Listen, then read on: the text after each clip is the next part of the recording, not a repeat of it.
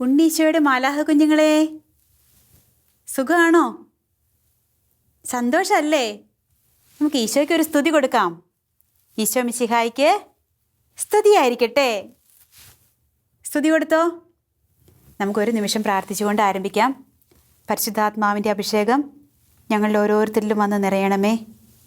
വചനം പഠിക്കുവാനും ഗ്രഹിക്കുവാനും ഞങ്ങളുടെ ബുദ്ധിയെയും ചിന്തയെയും മനസ്സിനെയും അങ്ങ് പ്രകാശിപ്പിക്കണമേ. ഹൃദയത്തിൽ സ്നേഹം നിറയ്ക്കണമേ. പിതാവും പുത്രനും പരിശുദ്ധാത്മാവുമായ സർവേശ്വര, ആമേൻ. ഇരിക്കാം. പേനയും പേപ്പറും ഒക്കെ കൊണ്ടുവന്നിട്ടുണ്ടോ? ഉണ്ടോ? എന്നാൽ വേഗം എടുത്തോ. ഇന്ന് നമുക്കൊരു ചെറിയ ഗെയിമാണ്, മെമ്മറി ടെസ്റ്റ്. അതായത് കുറച്ച് ചിത്രങ്ങൾ നിങ്ങളെ കാണിക്കും. അപ്പോൾ ശ്രദ്ധിച്ച് കാണണം എന്തൊക്കെ ചിത്രങ്ങളാണെന്ന്. അതിനുശേഷം നിങ്ങൾക്ക് അല്പസമയം തരും. ആ സമയത്തിനുള്ളിൽ ചിത്രത്തിൽ എന്താ കണ്ടതെന്ന് നമ്മൾ ഓർത്ത് എഴുതണം. റെഡിയാണോ? റെഡി? പേനയും പേപ്പറും എടുത്തോ. ഇതാ വരുന്നു ചിത്രങ്ങൾ.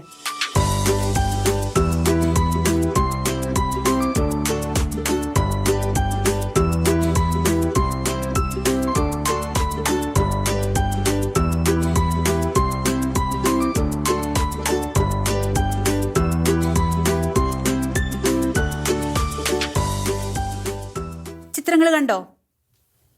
ഇനി നമുക്ക് 20 സെക്കൻഡ് സമയം തരും. ആ സമയത്തിനുള്ളിൽ നിങ്ങൾ കണ്ടത് ചിത്രത്തിൽ എന്താണെന്നോ ആരാണെന്നോ നമുക്ക് എഴുതാം.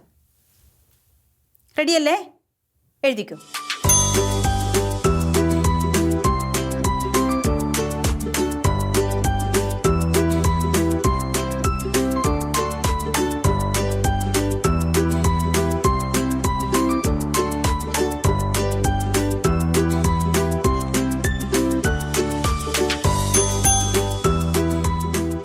കഴിഞ്ഞോ? എഴുതി കഴിഞ്ഞോ? എത്ര എണ്ണം വരെ എഴുതാൻ പറ്റി? 7 എണ്ണം വരെ എഴുതിയോ? കൊള്ളാം, മിടുക്കരാട്ടോ. അപ്പോൾ ഇന്ന് നമുക്ക് വിജയിച്ചവർക്കും മത്സരത്തിൽ പങ്കെടുത്തവർക്കും വേണ്ടി ഒരു മാലപ്പടക്കം തന്നെ അങ്ങ് പൊട്ടിച്ചാലോ? സന്തോഷമായോ? ഓക്കെ, നമുക്ക് ഇരിക്കാം, ശ്രദ്ധിക്കാം. നമ്മൾ കഴിഞ്ഞ ആഴ്ച പഠിച്ച ക്ലാസ്സിൽ ഏതായിരുന്നു ഓർക്കുന്നുണ്ടോ? ആരെക്കുറിച്ചാണ് പഠിച്ചത്? അബ്രാഹത്തെക്കുറിച്ച് പഠിച്ചു. പിന്നെ ഇസഹാക്കിനെക്കുറിച്ചും യാക്കോബിനെക്കുറിച്ചൊക്കെ പഠിച്ചു അല്ലേ? യാക്കോബിൻ്റെ മക്കളെക്കുറിച്ച് നമ്മൾ പഠിച്ചായിരുന്നു. അങ്ങനെ അവർ ഈജിപ്ത് ദേശത്ത് വന്ന് താമസമാക്കി എന്നുവരെ നമ്മൾ കണ്ടു അല്ലേ? എങ്ങനെയാണ് അവർ ഈജിപ്തിൽ വരാൻ കാരണം? ആരാ അവരെ ഈജിപ്തിലേക്ക് കൊണ്ടുവന്നത്? ജോസഫാണ് അവരെ ഈജിപ്തിലേക്ക് കൊണ്ടുവന്നത്.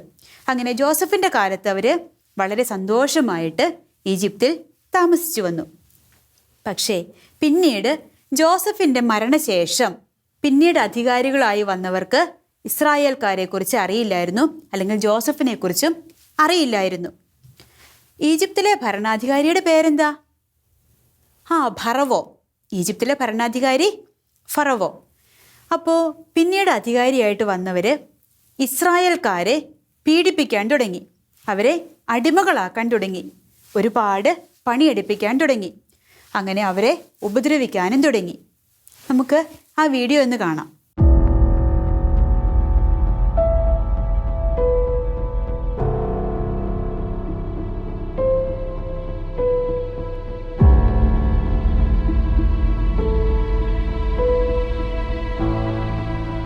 കണ്ടോ ഇസ്രായേൽക്കാരോട് ഈജിപ്തുകാർ ക്രൂരമായിട്ട് പെരുമാറുന്നത്, അവരെ ഒരുപാട് പണിയെടുപ്പിക്കുന്നത് കണ്ടില്ലേ? അപ്പോൾ ഇനി ഇതിന് കാരണം എന്താണെന്നറിയാവോ? ഇസ്രായേൽക്കാർ എണ്ണത്തിൽ പെരുകി ഈജിപ്തുകാരേക്കാൾ കൂടുതലായി തീരും, അവർ കൂടുതൽ ശക്തിയുള്ളവരായി തീരുമെന്ന് ഇസ്രായേൽക്കാരെക്കുറിച്ച് ആര് ഭയപ്പെട്ടു? ഈജിപ്തുകാർ ഭയപ്പെട്ടു. അതുകൊണ്ടാണ് അവരെ ഇങ്ങനെ ഉപദ്രവിക്കാൻ കാരണമാകുന്നത്. അവരിനി എണ്ണത്തിൽ കൂടാതിരിക്കാൻ ആ രാജാവ് തീരുമാനിച്ചത് എന്താണെന്നറിയോ? ഇസ്രായേൽക്കാർക്കുണ്ടാകുന്ന ആൺകുട്ടികളെ എല്ലാം എന്തു ചെയ്യണം? കൊന്നുകളയണം. ഇസ്രായേൽക്കാർക്കുണ്ടാകുന്ന ആൺകുട്ടികളെ കൊന്നുകളയണം. അപ്പോൾ എന്തു ചെയ്യും? അവരിനി എണ്ണത്തിൽ വർദ്ധിക്കാതിരിക്കാൻ. അങ്ങനെ ഇസ്രായേൽക്കാർ ഈജിപ്തിൻ്റെ അടിമത്തത്തിൽ കിടന്നുകൊണ്ട് ദൈവത്തെ വിളിച്ചപേക്ഷിച്ചു, ദൈവമേ ഞങ്ങളെ രക്ഷിക്കണമേ. അവരുടെ നിലവിളി ആര് കേട്ടു? ദൈവം കേട്ടു. എന്നിട്ട് ദൈവം ഒരിക്കൽ ഒരു പദ്ധതി ആലോചിച്ചു. മോശ എന്നൊരു ഇസ്രായേൽക്കാരൻ ഒരിക്കൽ ആടിനെ മേയിച്ചുകൊണ്ടിരിക്കുകയായിരുന്നു. അപ്പം ഇങ്ങനെ ദൂരെയായിട്ട് ഒരു മുൾപടർപ്പ് ഇങ്ങനെ കത്തി അമരുന്നത് കണ്ടു. ഒരു മുൾപടർപ്പ് കത്തി അമരുക. അപ്പം മോശ നോക്കി, എന്താ അവിടെ സംഭവിക്കുന്നത്? ആ മുൾപടർപ്പ് കത്തുന്നുണ്ട്, പക്ഷെ അതൊട്ടും ചാമ്പലായിത്തീരുന്നില്ല. ഇതെന്താ സംഭവം? മോശയ്ക്ക് അത്ഭുതമായി. എന്നാൽ ഇതെന്താണെന്നൊന്ന് കാണാമെന്ന് കരുതി മോശ അതിനടുത്തേക്ക് നടന്നു.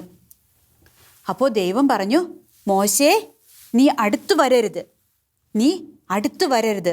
നീ നിൽക്കുന്ന ഈ സ്ഥലം പരിശുദ്ധമാണ്. ഇസ്രായേൽ മക്കളുടെ നിലവിളി എൻ്റെ ചെവിയിലെത്തിക്കഴിഞ്ഞു. അവരെ അവിടെ നിന്നും രക്ഷിക്കാൻ ഞാൻ നിന്നെയാണ് നിയോഗിക്കുന്നത്. അത് കേട്ട് മോശ പറഞ്ഞു, എനിക്ക് പറ്റില്ല ദൈവമേ, ഞാനാണെങ്കിൽ ഒരു വിക്കനാണ്. ഞാൻ പറഞ്ഞ ഈ ഇസ്രായേൽക്കാർ കേൾക്കുമോ? പക്ഷേ ദൈവം മോശയെ വെറുതെ വിടാൻ തീരുമാനിച്ചില്ല. മോശയോട് പറഞ്ഞു, ഇസ്രായേൽക്കാരെ ഈജിപ്തിൻ്റെ അടിമത്തത്തിൽ നിന്നും മോചിപ്പിക്കാൻ ഞാൻ നിന്നെയാണ് തിരഞ്ഞെടുത്തിരിക്കുന്നത്. ദൈവം എന്താ പറഞ്ഞേ? ഇസ്രായേൽക്കാരെ ഈജിപ്തിൻ്റെ അടിമത്തത്തിൽ നിന്നും മോചിപ്പിക്കാൻ ഞാൻ നിന്നെയാണ് തിരഞ്ഞെടുത്തിരിക്കുന്നത്. അപ്പം എന്തിനാ ദൈവം മോശയെ തിരഞ്ഞെടുത്തത്? ഇസ്രായേൽക്കാരെ ഈജിപ്തിൻ്റെ അടിമത്തത്തിൽ നിന്നും മോചിപ്പിക്കാൻ.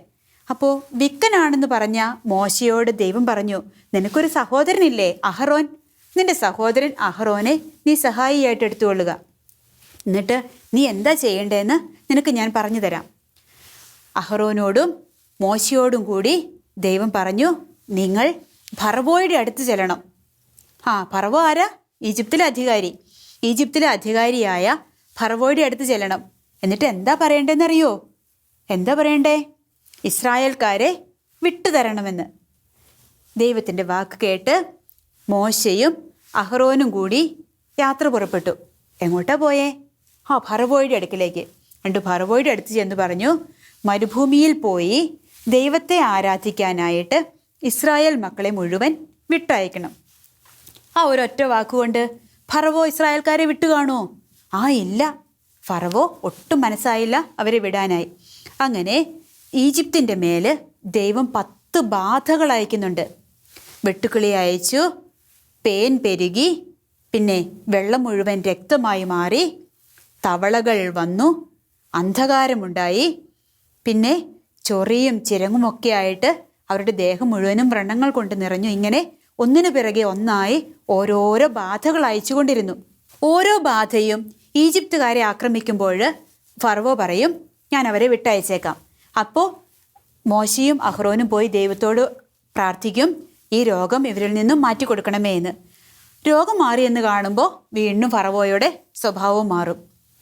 അങ്ങനെ 9 ബാധകൾ അയച്ചു. എന്നിട്ടും ഫറവോ മനസ്സ് മാറ്റിയില്ല. അവസാനം ഒരു മഹാമാരി കൂടി ദൈവം അവരുടെ മേൽ അയച്ചു. അതെന്താണെന്ന് നിങ്ങൾക്കറിയോ? ഈജിപ്തുകാരുടെ കടിഞ്ഞൂൽ പുത്രന്മാരെ എല്ലാം കൊന്നുകളയുക. അത് മനുഷ്യരുടെ മാത്രമല്ല, മൃഗങ്ങളുടെയും കടിഞ്ഞൂലുകളെ കൊല്ലാൻ ദൈവം നിശ്ചയിച്ചു. ആ രാത്രി സംഹാരദൂതൻ ഈജിപ്തിലെ കടിഞ്ഞൂലുകളെല്ലാം കൊന്നുകളഞ്ഞു. പക്ഷേ ഈ ബാധകളൊന്നും ഇസ്രായേൽക്കാർ താമസിക്കുന്ന ദേശത്ത് ഏശിയതേയില്ല. കാരണം ദൈവം അവരെ പ്രത്യേക വിധം സംരക്ഷിച്ചു പോന്നു.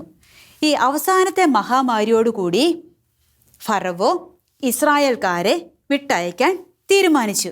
അങ്ങനെ മോശയുടെയും അഹറോൻ്റെയും നേതൃത്വത്തിൽ ഇസ്രായേൽ ജനം എന്തു ചെയ്തു? ഈജിപ്തിൽ നിന്നും യാത്രയായി. അവർ വൃദ്ധരും യുവതിയുവാക്കന്മാരും കുഞ്ഞുങ്ങളും സ്ത്രീകളും എല്ലാവരും ഉൾപ്പെടെ ലക്ഷക്കണക്കിന് ആളുകളുണ്ടായിരുന്നു. അവർ മോശയുടെയും അഹ്റോൻ്റെയും നേതൃത്വത്തിൽ ദൈവം കാണിച്ചു തരുന്ന തേനും പാലും ഒഴുകുന്ന കാനാൻ നാട്ടിലേക്ക് അവർ യാത്ര പുറപ്പെട്ടു. കഥ കേട്ടിരുന്നിട്ടും മടുത്തോ? നമുക്കൊന്ന് എഴുന്നേറ്റ് നിന്നാലോ? പറയും പോലെ ചെയ്യാവോ? നാടുവാഴി പണ്ടൊരിക്കൽ പാതവക്കിൽ വന്നു നിന്നു, നാട്ടുമാവിൻ കമ്പൊടിഞ്ഞ് നടുവൊടിഞ്ഞേ നടുവൊടിഞ്ഞേ. ഇഷ്ടമായോ? പഠിച്ചോ? നമുക്കൊരു പ്രാവശ്യം കൂടെ ചെയ്താലോ? നാടുവാഴി പണ്ടൊരിക്കൽ പാതവക്കിൽ വന്നു നിന്നു നാട്ടുമാവിൻ കമ്പൊടിഞ്ഞ് നടുവൊടിഞ്ഞേ. നിങ്ങളുടെ ആരുടെ നടുവൊടിഞ്ഞില്ലല്ലോ? ക്ഷീണം മാറിയോ? എന്നാൽ നമുക്കിരിക്കാം. അപ്പോൾ എന്താ നമ്മൾ പറഞ്ഞു നിർത്തിയത്? ഇസ്രായേൽക്കാരെ മോശ എങ്ങോട്ടാണ് നയിച്ചത്? കാനാൻ ദേശത്തേക്കല്ലേ? അപ്പോൾ പോകുന്ന വഴിയിൽ ഇവരെ ദൈവം ഇവർക്ക് മുൻപേ അഗ്നിസ്തംഭമായും മേഘത്തൂണായും ഇവരോടൊപ്പം എന്നും എപ്പോഴും ഉണ്ടായിരുന്നു. വിശന്നപ്പോൾ അവർ വീണ്ടും മോശയ്ക്കെതിരെ പിറുപിറുത്തു. ഞങ്ങൾ ഈജിപ്തിൽ കിടന്നോളില്ലായിരുന്നോ? ഞങ്ങൾ എന്തിനാ ഇങ്ങോട്ട് കൊണ്ടുവന്നത് എന്നെല്ലാം ചോദിച്ച് ഈ ജനം മോശയ്ക്കെതിരെ പിറുപിറുക്കുന്നുണ്ട്. അപ്പോൾ ദൈവത്തോട് മോശ ഇവർക്ക് വേണ്ടി പ്രാർത്ഥിക്കും. ദൈവം ആകാശത്ത് നിന്ന് മന്ന വർഷിച്ചു കൊടുത്തു. ഇനി അവർക്ക് ഈ യാത്രാ മധ്യേ എന്തൊക്കെയാണ് സംഭവിച്ചതെന്ന് നമുക്ക് അടുത്ത ക്ലാസ്സിൽ കാണാം. അപ്പോൾ ഇന്ന് നമ്മൾ പഠിച്ചത് ഒരിക്കൽ കൂടി നമുക്കൊന്ന് ഓർത്ത് നോക്കാം. ഇന്ന് ആരെക്കുറിച്ചാണ് നമ്മൾ പഠിച്ചത്? മോശയെക്കുറിച്ചല്ലേ? മോശയെ എന്തിനാ ദൈവം തിരഞ്ഞെടുത്തത്? ഇസ്രായേൽക്കാരെ ഈജിപ്തിൻ്റെ അടിമത്തത്തിൽ നിന്നും രക്ഷിക്കുന്നതിന് വേണ്ടി. മോശയ്ക്ക് സഹായിയായിട്ട് ദൈവം ആരെയെ കൊടുത്തേ? മോശയുടെ സഹോദരൻ അഹ്റോനെ തന്നെ. അപ്പോൾ ഈജിപ്തിലെ ഭരണാധികാരി ആരാ? ഫറവോ. അപ്പോൾ 10 ബാധകളൊക്കെ അയച്ച് ഫറവോ ഈജിപ്തിൽ നിന്നും ഇസ്രായേൽക്കാരെ മോചിപ്പിച്ചു. അവരുടെ യാത്രയാണ് നമ്മൾ ഇന്ന് കണ്ടതല്ലേ? അപ്പോൾ അടുത്ത ആഴ്ച വരുമ്പോൾ ഒരു പേനയും പിന്നെ ഒരു പേപ്പറും കൊണ്ടുവരണം. അപ്പോൾ നമുക്ക് ഇന്നത്തെ ക്ലാസ് അവസാനിപ്പിക്കാം. നമുക്ക് എഴുന്നേറ്റ് നിൽക്കാം. നന്മ നിറഞ്ഞ മറിയമേ സ്വസ്തി, കർത്താവ് അങ്ങയോടുകൂടെ സ്ത്രീകളിൽ അങ്ങ് അനുഗ്രഹിക്കപ്പെട്ടവളാകുന്നു. അങ്ങയുടെ ഉദരത്തിൻ ഫലമായി ഈശോ അനുഗ്രഹിക്കപ്പെട്ടവനാകുന്നു. പരിശുദ്ധ മറിയമേ തമ്പുരാൻ്റെ അമ്മേ, പാപികളായ ഞങ്ങൾക്ക് വേണ്ടി ഇപ്പോഴും ഞങ്ങളുടെ മരണസമയത്തും തമ്പുരാനോട് അപേക്ഷിച്ചു കൊള്ളണമേ. ആമേൻ. പിതാവിൻ്റെയും പുത്രൻ്റെയും പരിശുദ്ധാത്മാവിൻ്റെയും നാമത്തിൽ ആമേൻ. എല്ലാവർക്കും ഒരു നല്ല ദിവസം ആശംസിക്കുന്നു. ബൈ.